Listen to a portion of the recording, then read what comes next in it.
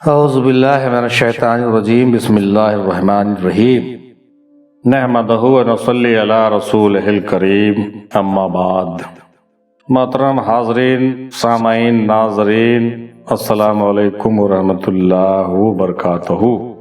آئیے آج یوم ولادت حضرت امام علی مقام حسین علیہ السلام کے موقع پر مجلس ذکر و فکر میں آج تعلیمی موضوعات پر، مختلف موضوعات پر غور و فکر کرتے ہیں اور کچھ ان پوائنٹس پر اور ان نقطے پر بات کرتے ہیں جو نہایت ہی عمدہ، نایاب اور قابل فکر ہوتے ہیں۔ آئیے شروع کرتے ہیں۔ سب سے پہلے یہ سماعت فرمائیے کہ کسی نے کیا خوب کہا تھا کہ مجھ سے کسی نے کہا ایک لفظ میں سارا اسلام لکھو۔ مجھ سے کسی نے کہا ایک لفظ میں سارا اسلام لکھو، میں نے قلم اٹھایا اور حسین لکھ دیا۔ میں نے قلم اٹھایا اور حسین لکھ دیا۔ میں نے قلم اٹھایا اور حسین لکھ دیا۔ یہ یوم ولادت کے موقع پر یہ شعر جو ہے قابل غور اور قابل فکر ہے، اس بات کو سمجھتے چلیے۔ کسی نے کیا خوب یہ بھی کہا تھا کہ محمد سے علی کی ذات کا عرفان لیتے تھے اور ایک لمحے میں ساری حقیقت جان لیتے تھے۔ رسالت کے زمانے میں صحابہ کی یہ عادت تھی، منافق کو علی کے بغض سے پہچان لیتے تھے۔ محمد سے علی کی ذات کا عرفان لیتے تھے اور ایک لمحے میں ساری حقیقت جان لیتے تھے۔ رسالت کے زمانے میں صحابہ کی یہ عادت تھی، منافق کو علی کے بغض سے پہچان لیتے تھے۔ منافق کو علی کے بغض سے پہچان لیتے تھے، یعنی علی کا بغض جو ہے یہ بتا دیتا ہے کہ کون منافق ہے۔ یہ منافقت والی بات واضح ہو جاتی ہے، لوگوں کے اندر کھل کے سامنے آ جاتی ہے، اسی لیے۔ اور صوفیانہ شعر یہ جو ہے بڑا قابل غور ہے کہ رندوں کی نظر میں میخانہ کعبے کے برابر ہوتا ہے، مرشد کی گلی کا ایک پھیرا 100 حج کے برابر ہوتا ہے۔ رندوں کی نظر میں میخانہ کعبے کے برابر ہوتا ہے، مرشد کی گلی کا ایک پھیرا 100 حج کے برابر ہوتا ہے۔ 100 حج کے برابر ہوتا ہے۔ یہ پیر و مرشد کی بات ہے، یہ صوفیوں کی بات ہے۔ جب امام علی مقام کی بات ہوئی، مولا علی اور رسول پاک کی بات ہوئی، صحابہ کی بات ہوئی، تو ہم نے مرشد کا بھی ذکر اس لیے جان بوجھ کر کے کیا تاکہ یہ پتہ چلے کہ نہ ہم شیعہ ہیں اور نہ ہی ہم ویسا والا سنی ہے، بلکہ ہم صوفیہ اکرام کو ماننے والے اور اللہ والوں کی جو روش رہی ہے اس طریقے پہ چلنے والے لوگ ہیں۔ اس لیے ہم مرشد کو بھی مانتے ہیں، صحابہ کو بھی مانتے ہیں، سچے صحابہ کو، اور رسول پاک اور مولا علی اور امام علی مقام کو بھی مانتے ہیں۔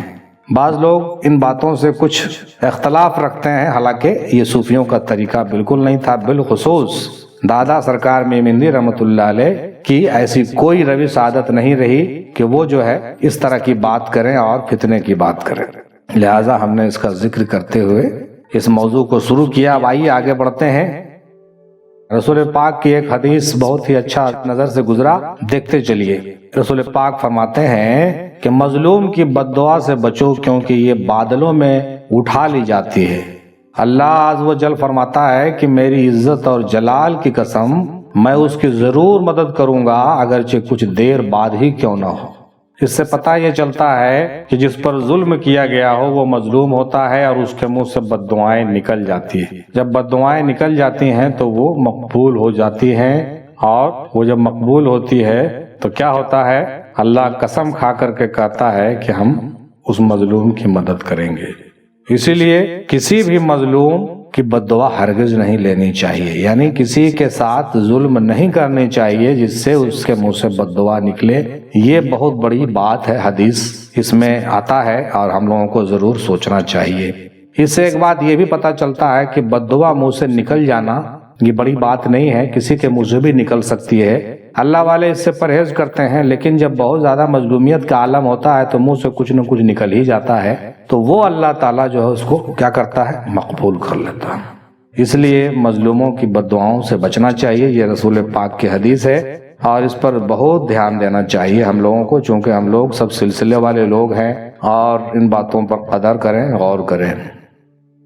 اللہ تبارک تعالیٰ نے قرآن مجید میں الانفال اس میں آیا ہے، یہ آیت ہے قرآن کی کہ وَأَصْلَحُوا ذَاتَ بَيْنَكُمْ، وَأَصْلَحُوا ذَاتَ بَيْنَكُمْ یعنی اور آپس میں تعلقات کو درست کرو، آپس میں تعلقات کو درست کرو. And settle your mutual relations یعنی آپسی تعلقات کو اچھا کرو.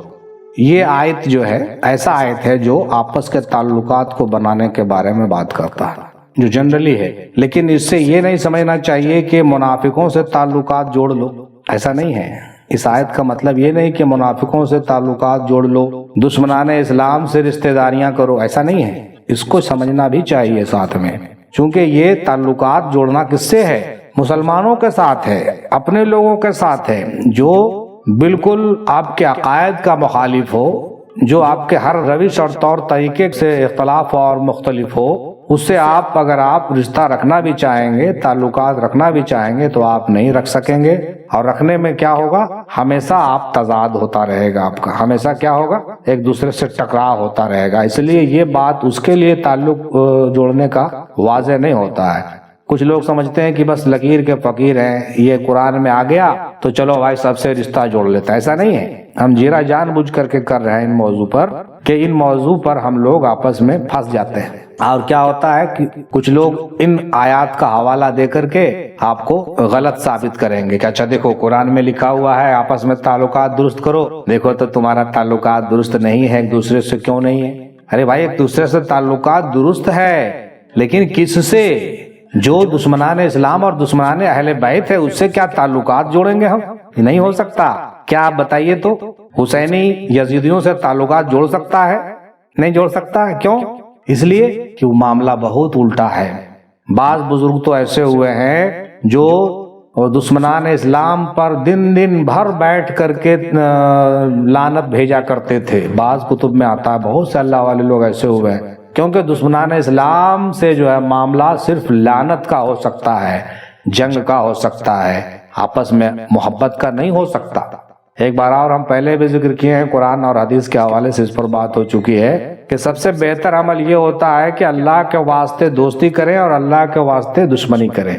تو اللہ کے واسطے دوستی تو سمجھ میں آتی ہے، لیکن اللہ کے واسطے دشمنی سمجھ میں نہیں آتی، عداوت سمجھ میں نہیں آتی ہے. کیوں؟ تو کس سے کریں؟ تو معاملہ یہی ہے، رسول پاک کے حدیث میں جو بات آئی ہے معاملہ یہی ہے کہ اللہ کے دشمنوں سے عداوت ہو، اللہ کے واسطے ہو. ایسا نہیں کہ ہم ادھر سے بھی دوستی رکھیں ادھر سے بھی دوستی رکھیں، تو یہ منافقانہ حرکت ہے، یہ منافقانہ حرکت ہے. اور ایسا کرنے کے لیے جو ہے بعض آیات میں بھی منع کیا گیا ہے کہ منافقوں سے تعلقات گہرے نہیں کرو، نہیں تو کیا ہوگا؟ نقصان اٹھانا پڑے گا اور آپ پھنستے رہیں گے. کسی بزرگ نے بہت ہی اچھی بات کہی ہے کہ غلط کام میں ساتھ دینے والا بھی مجرم ہے.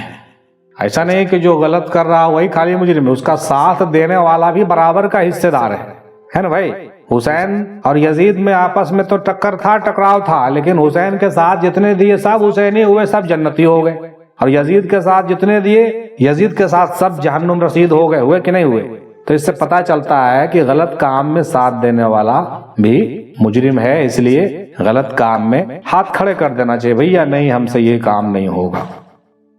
ایک حدیث میں دیکھیے کیا نظر سے گزرتا ہے کہ آخری زمانے میں ایسی اقوام ظاہر ہوں گے کہ اگر ان کے خلاف بولو گے تو قتل کر دیے جاؤ گے، اگر خاموشی اختیار کرو گے تو آبرو نہیں رہے گی. یہ بشارت الاسلام صفحہ نمبر 25 پر یہ حدیث ملتا ہے.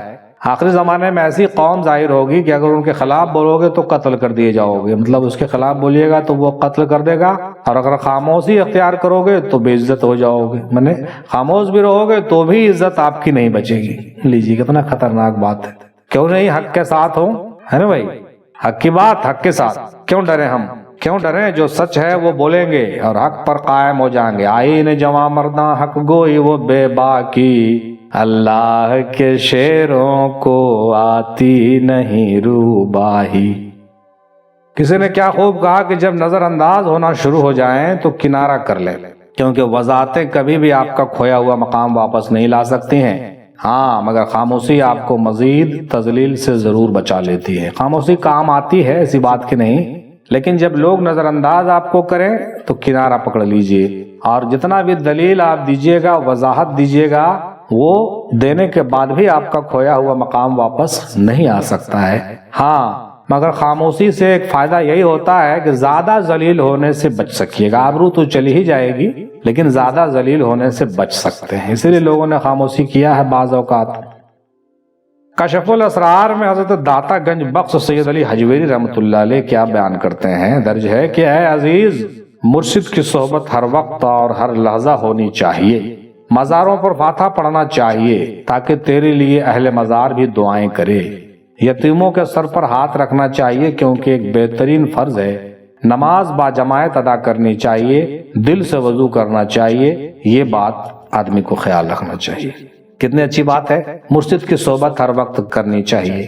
ہر وقت مرشد کی صحبت اگر نصیب نہیں ہو تو مرشد کے بیانات اور ان کے کتب اور ان کے تشریحات پڑھتے رہیں گے تو یہ بھی ان کی صحبت کا ایک صحبت ہے. حضرت مخدوم شرف الدین نے بعض کتب میں لکھا کہ اب جب آفتاب غروب ہو چکا تو چراغ سے کام چلانا پڑے گا.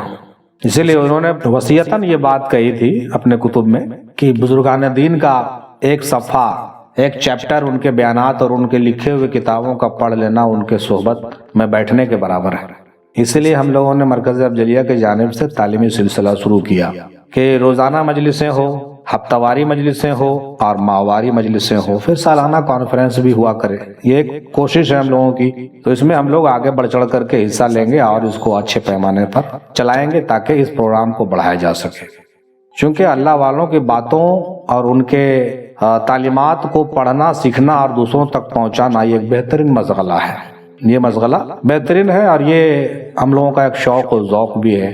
بہت سارے لوگ ہمارے ساتھ جڑ رہے ہیں مرکز افضلیہ سے اسی تحت، اسی معاملے کے تحت، اور لوگ سب فیضیاب ہو رہے ہیں. انشاءاللہ تعالیٰ اور بڑے پیمانے پر اس کو ہم لوگ کرنے کی کوشش کریں گے. اب تو ٹرسٹ بھی قائم ہو چکا ہے اور ٹرسٹ میں جو لوگ حصہ داری لینا چاہیں گے وہ لوگ حصہ داری بھی لیں گے انشاءاللہ. اکنومیکل ڈھنگ سے بھی جو ہے مالی تعاون بھی کریں گے تاکہ بڑے بڑے پروگرام کا انعقاد ہم لوگ اچھے سے کر سکیں گے اور اچھا سا اس پروگرام کو آگے بڑھایا جا سکے. بہت سے لوگ ہم کو فون کرتے ہیں کہ ٹرسٹ تو بہت دیکھے ہیں لیکن ایجوکیشنل ٹرسٹ بڑا کم ہوتا ہے، خاص طور سے صوفیزم کا. تو بڑا مبارکباد کا کام آپ لوگ کر رہے ہیں، ہم لوگ تعاون کرنا چاہتے ہیں. ہم نے کہا کہ بھائی تعاون کرنا چاہتے ہیں تو ہم کو پرسنلی کوئی تعاون کی ضرورت تو ہے نہیں، ہم تو ڈیوٹی والے لوگ ہیں، نوکری پیشہ لوگ ہیں. لیکن اگر آپ اس مشن کو آگے بڑھانا چاہتے ہیں تو اس کے لیے جو ہم لوگوں کا ٹرسٹ ہے اس میں جو بھی آپ ڈونیٹ کر سکتے ہیں آپ کیجئے. اس کا اکاؤنٹس وغیرہ سب ہم لوگ کیا نام ہے ڈسکرپشن وغیرہ میں دے دیتے ہیں. تو اس میں اگر آپ اپنے خواہش سے، اپنی اچھا سے، اپنے حیثیت کے حساب سے آپ جو بھی ڈونیٹ کرتے ہیں تو اس کو ہم لوگ اپنے پروگرام کے لیے استعمال کریں گے انشاءاللہ تعالی، اور پورا یقین اور بھروسے کے ساتھ آگے بڑھائیں گے ہم انشاءاللہ. کبھی شکایت کا موقع ہماری ٹیم آپ کو نہیں دے گی. تو یہ بہترین پہل ہے، دعاؤں کی ضرورت ہے سب کی. انشاءاللہ اس کو ہم آگے لے کے چلیں گے. چلیے، بات نکل گئی تھی تو کچھ بات میں نے کر لیا، اب آگے بڑھتے ہیں. کسی نے کیا خوب لکھا کہ فرعون، نمرود اور ابو جہل شخصیات نہیں کردار تھے. فرعون، نمرود اور ابو جہل شخصیات نہیں کردار تھے. آج بھی یہ کردار کسی نہ کسی شکل میں ہمارے معاشرے میں موجود ہے، بس ان کو پہچان لیجئے. مطلب فرعون، نمرود اور ابو جہل کیا ہے؟ ایک کردار ہے اور آج بھی موجود ہے. ایسا مت سمجھیے کہ چلے گئے، نہیں، آج بھی موجود ہے. وہ کردار سے پہچانا جا سکتا ہے. ان کی علامتیں، اور یوں سمجھ لیجئے کہ ان کے جو ہے چٹے بٹے آج بھی موجود ہیں. لیکن کیسے پہچانیے گا؟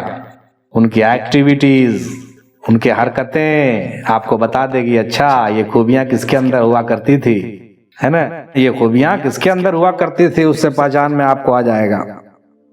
صحراؤں میں نہ جانب دیر و حرم ملا، ولیوں کی انجمن میں وہ جانے کرم ملا. جب ماہ روح کی دید کی بےتابیاں بڑھیں، اپنا ہی شکل میں ہمیں اپنا صنم ملا. اپنا ہی شکل میں ہمیں اپنا صنم ملا. صحراؤں میں نہ جانب دیر و حرم ملا، ولیوں کی انجمن میں وہ جانے کرم ملا.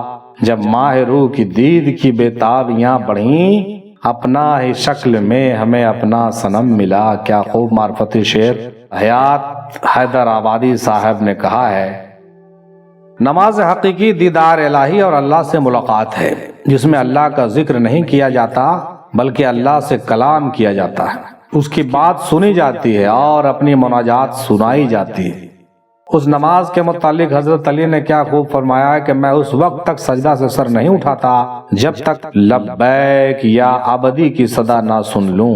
یعنی جب تک آواز نہیں آ جاتی ہے کہ میں حاضر ہوں اے میرے بندے لبیک یا عبدی، جب آواز سن لیتے ہیں تب ہم سجدے سے سر اٹھاتے ہیں. بولیے کتنے بڑی بات ہے. اسی کو نماز حقیقی کہا گیا ہے. یعنی جو آپ کہہ رہے ہیں وہ سننے والا سنے اور جواب بھی دے، تب نماز نماز ہے، ورنہ نماز نہیں، ٹائم پاس ہے. اللہ کی پہچان قرب کے لیے مرید ہونا چاہیے، تعویذ گنڈے اور فلیتے کے لیے مرید نہیں ہو. یہ عاملوں کا کام ہے، مرشدوں کا کام نہیں ہے. مرشدوں کا کام تعویذ دینا اور گنڈا دینا اور یہ سب عملیات کرنا، یہ مرشدوں کا کام نہیں ہے. لیکن آج کے ڈیٹ میں دھڑلے سے لوگ کرتے ہیں. اس پر پوری بات ہم لوگوں نے کیا ہے. جن موکل اور ہمزاد کے موضوع پر ہم لوگوں نے پچھلے ہفتے اس پر کافی باتیں کی ہیں کہ اس سے کیا نقصانات ہیں اور کیا ہے نہیں ہے. ایک مرشد کو یہ شعبہ نہیں دیتا ہے کہ یہ سب کام کرے، چونکہ مرشد کا راستہ جو ہے روحانیت کا راستہ ہے، وہ کاملین کی راہ ہے. عاملین کی راہ جو ہے وہ سب کرنا. تو ڈپارٹمنٹ جب الگ ہے تو پھر اس میں کنفیوژن کیوں؟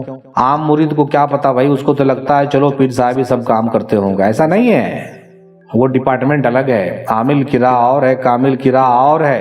تو جو لوگ وہ چاہتے ہیں ویسا گنڈے تعویذ اور یہ وغیرہ، تو وہ عاملین سے رابطہ کریں، کاملین سے رابطہ نہیں کریں. اور جو لوگ رائے سلوک میں چلنا چاہتے ہیں، روحانیت کو طے کرنا چاہتے ہیں، ان کو کاملین سے ملنا چاہیے، مرشد کو تلاشنا چاہیے اور بیعت ہونا چاہیے. اور صرف بیعت نہیں ہونا چاہیے بلکہ بیعت ہونے کے بعد بالکل ان کی صحبت اختیار کرنی چاہیے، تعلیم تربیت میں رہنا چاہیے. ساتھ ہی ساتھ دیے ہوئے سارے عملیات، جو وظائف، اوراد، ریاضت، وہ سب وقت پر کرنا چاہیے اور رپورٹنگ بھی کرتے رہنے چاہیے. ہر چلے کے بعد، ہر 40 دن کے بعد رپورٹنگ ہو پیر کو کہ کیا ہو رہا ہے. اور پیر بھی باطنی طور سے نظر رکھے، روحانی طور سے اپنی نوازش کرتا رہے، تب چلتا ہے. ایسا نہیں کھیل تماشا بس ایسا ہی ہو گئے، آئیے اب 20 سال بعد آئیے، ایسا نہیں ہوتا ہے. یہ طریقہ ہے. حضرت امام شیخ شرف الدین احمد یحییٰ منری قدس اللہ سرہ فرماتے ہیں کہ اسراف یعنی فضول خرچی کے متعلق جو وعید آئی ہے نا، وہ متعلقاً اسراف ہے. صرف مال میں اسراف نہیں ہوتا بلکہ ہر وہ چیز جس میں حد شرع سے کچھ زیادتی کرے گا اسراف کہلائے گا، خواہ مال ہو یا پانی. یعنی حد سے زیادہ کسی چیز کا خرچ کرنا وہ اسراف ہے. شادیات میں ہم لوگ آج دیکھتے ہیں، کیا دیکھتے ہیں؟ بے تحاشا دولت اٹھائی جاتی ہے، اس کا کوئی مطلب نہیں ہے. ریاکاریوں میں، دکھاوے میں اور پٹاخے چھوڑنے میں اور باراتوں میں اور یہ وہ بہت سارے چیزوں میں جو ہے کیا کرتے ہیں؟ ہم فضول خرچی کرتے ہیں. کیا یہ طریقہ ہے صوفیانہ؟ نہیں ہے، یہ صوفیانہ طریقہ بالکل نہیں ہے. اس معاملے میں دیوبندیوں کا طریقہ ہم کو بہت پسند آتا ہے. شادیات میں دوسرے عقائد کے جو لوگ ہیں ماشاءاللہ اس میں بہت آگے چلے گئے. وہ فضول خرچیوں میں نہیں پڑتے ہیں. بہت کم لوگ آتے ہیں، ان کی نکاح ہوتی ہے اور پھر بعد میں ولیمہ کرتے ہیں. یہ بہت بہترین طریقہ ہے جو صوفیوں کا طریقہ ہے. لیکن بدقسمتی سے صوفیوں کا یہ طریقہ ان لوگوں نے لے رکھا ہے. اور ہم لوگ آج کیا کر رہے ہیں؟ ڈھول تاسا بجا کر کے بارات وارات کے چکر میں اتنے فضول خرچی کرتے ہیں کہ غریب لوگ جو ہے اس میں پس رہے ہیں. ہمارے ہاں جہیز بھی لیا جاتا ہے، ہم لوگ صوفی کہلاتے ہیں، اللہ والے لوگ، ماننے والے لوگ کہلاتے ہیں. لیکن ہمارے گھر میں کیا ہے؟ جہیز لیں گے، جہیز دیں گے، زیور زیورات اور لین دین اتنا ہے کہ شرم آنا چاہیے. ہم لوگوں نے آنا چاہیے. کیا یہ صوفیوں کا طریقہ ہے؟ کیا یہ خانقاہوں کا طریقہ ہے؟ نہیں ہے. لیکن ہم لوگوں نے ہر غلط چیز کو اپنا لیا اور اس کے بعد بھی کہتے ہیں کہ میں تو بالکل اللہ کے ولیوں کو ماننے والا ہوں. ہم میلاد اور لنگر سے میرا کوئی معاملہ نہیں ہے، وہ الگ چیز ہے. میلاد ہو، لنگر ہو، سما ہو، وہ ایک الگ معاملہ ہے. شادیات میں بھی ہمارے یہاں بہت معاملات بہت بگڑا ہوا، نہیں بگڑا ہوا. تو اس مرکز افضلیہ کے اس بینر تلے ہم یہ بات بالکل ببانگ دال کہتے ہوئے اعلان کرتے ہیں کہ صوفیوں کا ان سب جھول جھمیلوں سے کوئی تعلق نہیں ہے اور ہم لوگ اس میں کوئی سپورٹ انشاءاللہ کبھی نہیں کرنے والے ہیں اور نہ کرنا چاہیے. اور تمام خانقاہ کے لوگوں کو بھی چاہیے کہ اس پر آواز اٹھائے.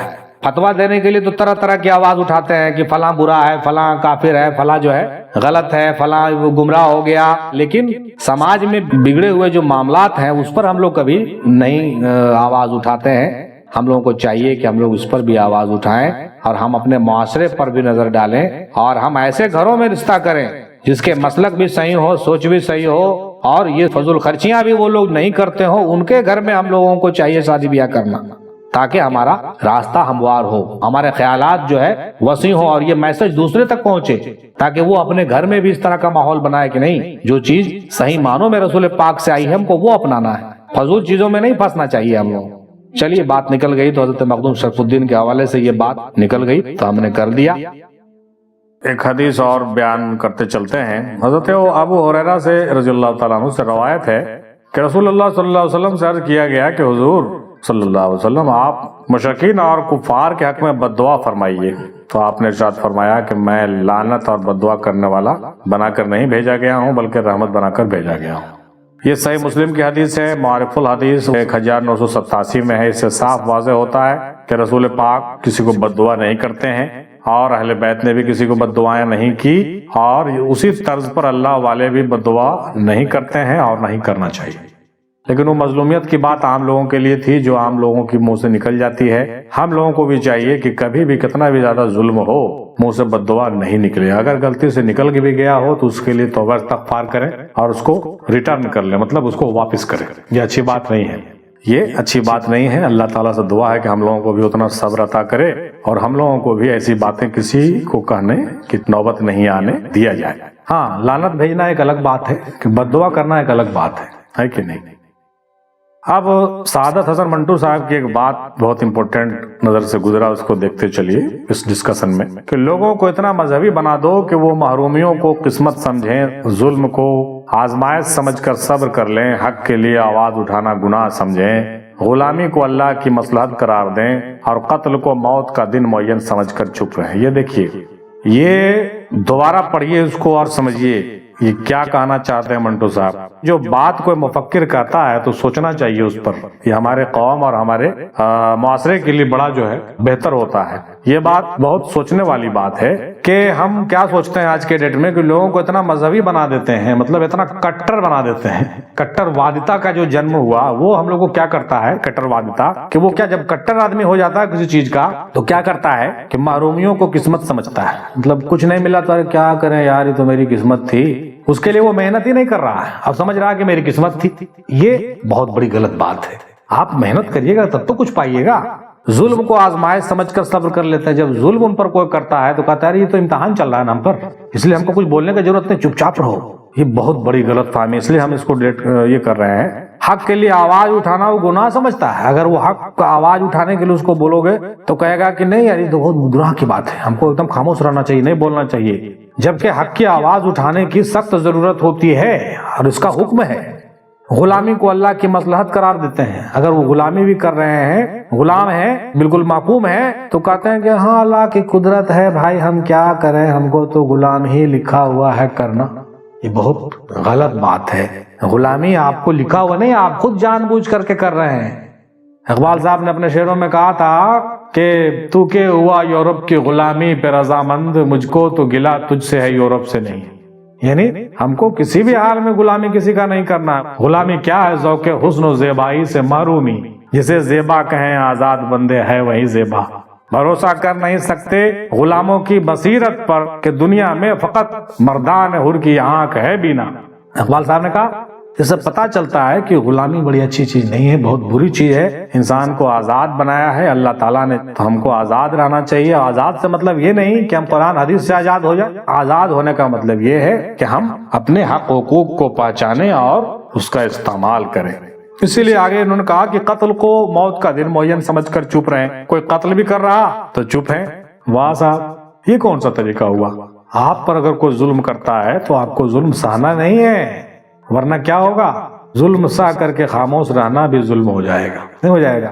لہٰذا یہ منٹو صاحب کی بات بڑے ہی بہتر ہے، اس پر غور کرنا چاہیے ہم لوگوں کو، بالخصوص صوفیہ کی جماعت کو بھی اس پر غور کرنا چاہیے۔ ہم تو دیکھتے ہیں کہ صرف عام لوگوں کی جماعت نہیں بلکہ پڑھے لکھے صوفیوں کا جماعت بھی آج ان سب چکر میں پڑی ہوئی ہے اور محرومیوں کو قسمت سمجھ رہی ہے، ظلم کو آزمائش سمجھ رہی ہے، حق کے لیے آواز اٹھانا جو ہے بڑا غلط سمجھ رہی ہے، اور غلامی اختیار کر کے کہیں تو لوگ جو ہے اپنے بڑے سرداروں کے غلام بنے ہوئے ہیں، اور کہیں تو ایسے ہیں جو ناکارہ پیروں کے بھی لوگ غلام بنے ہوئے ہیں اور اپنی دنیا اور آخرت برباد کر رہے ہیں۔ معذرت کے ساتھ ہم یہ بات کر رہے ہیں، لیکن سچ ہے اور اس کو سمجھنا چاہیے آپ کو۔ انشاءاللہ تعالی میری باتیں آپ تک پہنچ رہی ہیں، اور یہ نشست سے جو ہے جیرا کرنا ہمارا مقصد یہی ہے، جیرا کرتے ہوئے ہم آگے بڑھیں تاکہ ہم جو ہے ان باتوں پر بھی عمل کر سکیں جو باتیں ہم سے چھپی ہوئی رہتی ہیں، یا یوں سمجھیں کہ جس کا ذکر نہیں کیا جاتا ہے جان بوجھ کر۔ حضرت واصف علی واصف صاحب کی بات دیکھیے کتنی بہترین ہے۔ کہتے ہیں کہ عبادت کو صرف ظاہری طور پر نہ کرو بلکہ اس میں باطن شامل ہونا چاہیے۔ اگر عبادت میں باطن شامل نہ ہو تو ظاہر نے مومن نہیں ہونا، باطن کے بدلنے کے ساتھ ساتھ ظاہر خود بخود مومن ہو جائے گا۔ اصلی کلمہ اس کو پڑھاؤ جو اندر بیٹھا ہوا ہے، یعنی وہ باطن ہے۔ اگر وہ مومن ہو گیا تو پھر سب ٹھیک ہو جائے گا۔ کہنے کا مطلب یہ ہوا کہ اندر والے کو مومن بنانے کی ضرورت ہے۔ پہلے زبانی ذکر، پھر قلبی ذکر، پھر روحی ذکر، سری ذکر، خفیہ ذکر، اخفیہ ذکر، ہے نا؟ مطلب پہلے ظاہری ذکر پھر باطنی ذکر شروع ہونا چاہیے، اور اس پر آگے بڑھنا ہم لوگوں کو چاہیے، کیونکہ عبادت صرف ظاہری نہیں بلکہ باطنی ہونا ضروری ہے۔ جب تک باطن عبادت میں مصروف نہیں ہوگا، باطن آپ کا عبادت گزار نہیں ہوگا، تب تک آپ کی عبادت قبول ہی نہیں۔ کسی نے یہ بھی بڑا بہترین بات لکھا کہ کسی حسینی کو یہ ضرورت نہیں ہے کہ وہ ثبوت دے کہ وہ نمازی ہے، البتہ ہر نمازی کو ضرورت ہے کہ وہ اپنے حسینی ہونے کا ثبوت دے، کیونکہ لشکر یزید میں نمازی تھے، حسینی نہیں تھے۔ آج جو لوگ کہتے ہیں کہ بھائی میں تو نمازی ہوں تو میں حسینی بھی ہوں، جی نہیں، نمازی کا مطلب یہ نہیں کہ آپ حسینی بھی ہیں، لیکن حسینی کا مطلب ضرور نمازی ہوتا ہے، یہ جان لیجئے۔ ہاں، یہ بات سمجھ لیجئے، کسی حسینی کو ضرورت نہیں ہے کہ وہ ثبوت دے کہ وہ نمازی ہے، البتہ ہر نمازی کو ضرورت ہے کہ وہ اپنے حسینی ہونے کا ثبوت دے۔ یہ بہت ہی بہترین ٹاپک ہے، اور اس پر ہم لوگوں نے پہلے بھی بہت بات کیا ہے، اس لیے اس پر جرا نہیں کریں گے۔ دنیا تو مشکلات میں کہتی ہے یا علی، اسلام نے کہا تھا مصیبت میں یا حسین۔ دنیا تو مشکلات میں کہتی ہے یا علی، اسلام نے کہا تھا مصیبت میں یا حسین، یعنی حسین علیہ السلام کی وہ ذات گرامی ہے جو اسلام کے لیے بہت ہی معاون بخش اور اسلام کو زندہ کرنے والی بات ہے۔ اس لیے تو انہوں نے کہا تھا کہ اسلام زندہ ہوتا ہے ہر کربلا کے بعد۔ قتل حسین اصل میں مرگ یزید ہے، اسلام زندہ ہوتا ہے ہر کربلا کے بعد۔ مولانا جوہر علی صاحب نے بڑی اچھی بات کہی تھی، جو آج تک لوگ سنتے اور سمجھتے ہیں کہ اسلام زندہ جو ہوتا ہے وہ امام حسین علیہ السلام کے ذریعے سے ہی ہوتا ہے، اور اسلام نے کہا تھا مصیبت میں یا حسین۔ بہت امپورٹنٹ بات ہے، بہت امپورٹنٹ بات ہے۔ یہ بھی کتنا بڑا المیہ ہے کہ امام حسین کا ساتھ دینے والے صرف 72، جبکہ اس زمانے میں، اس دور میں مسلمانوں کی تعداد لاکھوں میں تھی۔ آخر کیا وجہ ہے کہ ان کے ساتھ کوئی نہیں آئے؟ اس لیے نہیں آئے کہ حق اور باطل کی تمیز سب لوگوں میں نہیں ہوتی ہے۔ حق اور باطل کی تمیز آج بھی نہیں ہو رہا ہے لوگوں کے اندر۔ کیا کریں، ادھر بھی ٹھیک، ادھر بھی ٹھیک، یہ بھی ٹھیک، وہ بھی ٹھیک، چلو ملا جلا کے کسی طرح سے پار ہو جائے گا، ایسا تھوڑی ہوتا۔ ون سائڈ، ایک طرف اگر ہو جائیے گا تبھی تو مزہ پورا آئے گا۔ اس زمانے میں بھی سوچیے کتنا ڈیفیکلٹ رہا ہوگا، کتنا بڑا دھرم سنکٹ رہا ہوگا لوگوں کو۔ اب سوچ کے دیکھیے، لاکھوں کی تعداد میں مسلمان موجود ہیں، لیکن نانا کے نواسے کو مدد کرنے کے لیے صرف 72 آدمی جا رہے ہیں۔ اس سے یہ پتا چلتا ہے کہ زیادہ تر لوگ یا تو اس پارٹی میں تھے اندر سے، یا تو کچھ لوگ اگر اس پارٹی میں بھی تھے تو ڈر سے ان کے ساتھ نہیں گئے تھے، کیونکہ جان دینا پڑے گا۔ تو یہ معاملہ آج بھی چلتا رہتا ہے، سمجھے کہ نہیں؟ یہ معاملہ بند نہیں ہوا ہے، آج بھی چل رہا ہے، بدلتے رہتے ہیں انداز، کوفی و شامی، مطلب جو انداز ہے بدلتے رہتا ہے، لیکن چلتا رہتا ہے۔ یہ لڑائی آج بھی چل رہا ہے، کچھ لوگ حق کے طرف، کچھ لوگ باطل کے طرف رہتے ہی ہیں اور رہیں گے ہی۔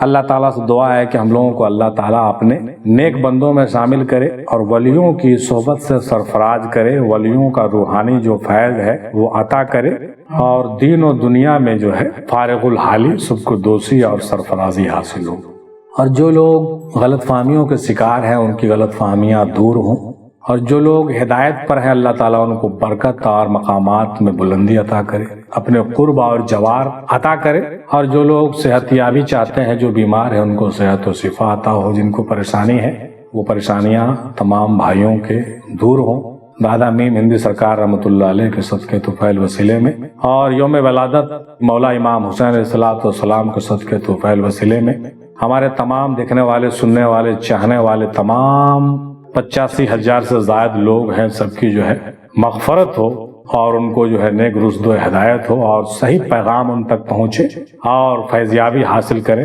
یہی ہماری دعا ہے۔ تو بس آج کے لیے اتنا کافی ہے، انشاءاللہ پھر دوسرے دن مختلف موضوعات کے ساتھ ملاقات ہوگی، تب تک کے لیے اجازت دیجیے۔